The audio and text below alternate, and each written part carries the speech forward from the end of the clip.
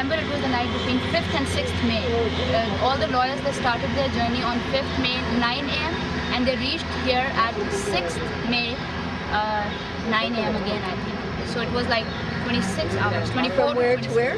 Islamabad to Lahore. It's supposed to be an only 4.5 hours, drive. But it was covered in so long because of the hours. masses stopping Because them and all the pushing them people, on and greeting them. All the villages that come on Along the the motorway. they all just came on the road and they didn't let the car move. So it took 26 hours and I remember I was up all the night. Watching the whole thing on Yes, television. watching the whole thing. It was thrilling. Oh yes, very true. Yeah. It was like that something is going to happen now, but then we were highly disillusioned when Chief Justice was removed from his office. All of a sudden, I mean, Because he was put back in and then he was removed. It gave us some hope that okay, now we will have something different. But then all of a sudden, when we heard that he's removed from the office and now there is some new Chief Justice in an overnight, so it was really disillusioning. And when was that?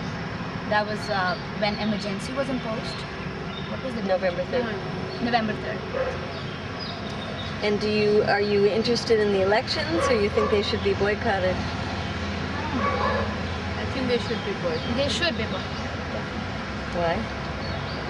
Because I'm sorry, but the choices that we are left up with, we have tried both, Benazir and Nawaz Sharif twice.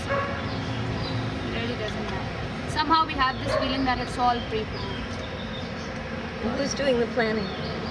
God knows. Is it the U.S.? Could be. Yes. now we're not really sure.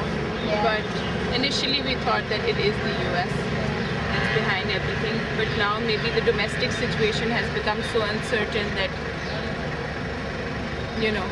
people of Pakistan are a bit confused also. Exactly. And now maybe the U.S. can't control everything with Nawaz Sharif back and Imran Khan and his party. Yes. But do you think young people will continue to be active?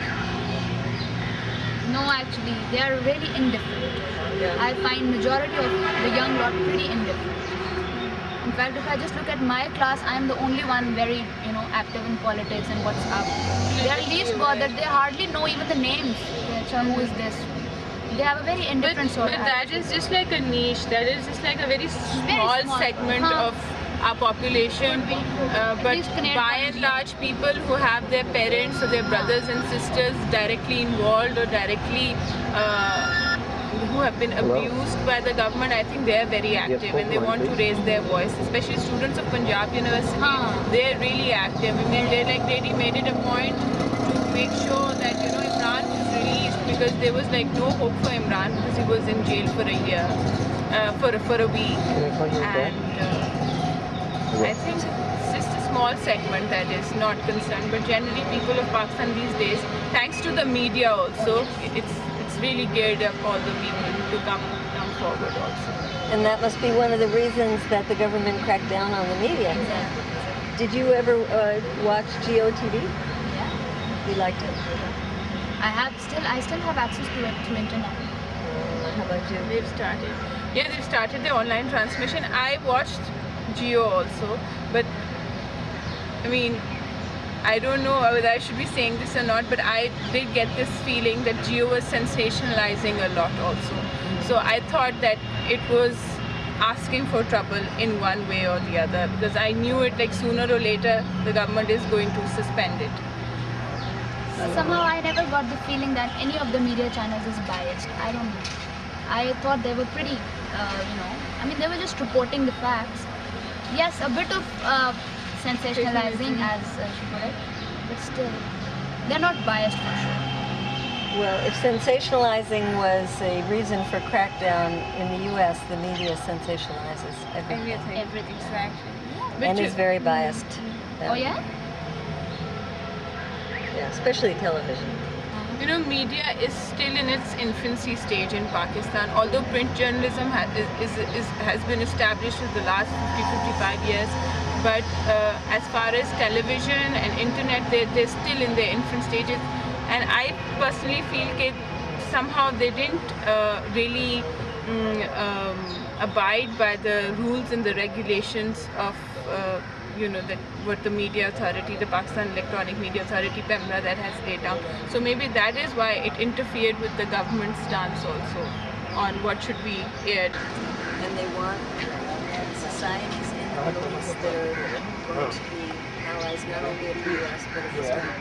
And that means you're going to repress the Palestinians, that means you're going to repress the sentiment of all the Arab world, which is in favor of fair treatment for Palestine. So I think those are two very important issues. And, Bush comes from an oil family, tied up with the oil. So is Cheney. Oh, and the other thing is, They are for your security. Actually.